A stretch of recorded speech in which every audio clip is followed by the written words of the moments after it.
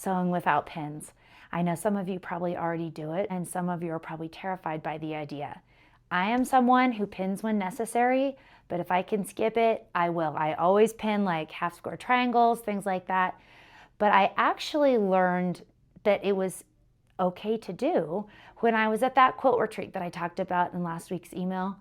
A couple of the girls that I referred to earlier, who are very experienced, very accurate quilters, they were sewing, and one of the girls had some blocks that had probably about 1.5-inch squares in them, and she was sewing her rows together, and she looked over at the girl next to her, and she said, "Do you think that I could sew all these without pins?"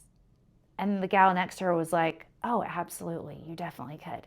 And I was like, oh my gosh, how is she going to get every single one of those seams, those intersections to line up?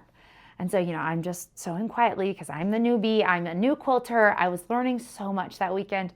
And I watched her do it. And every intersection that she got to, she didn't just zoom over it. She felt the seams, she felt them nest, and then she would sew right over it. And when she opened her block, everything was perfect. And I thought, I didn't even know that was an option. I'm like such a rule follower. I didn't know I could break the always use pins rule.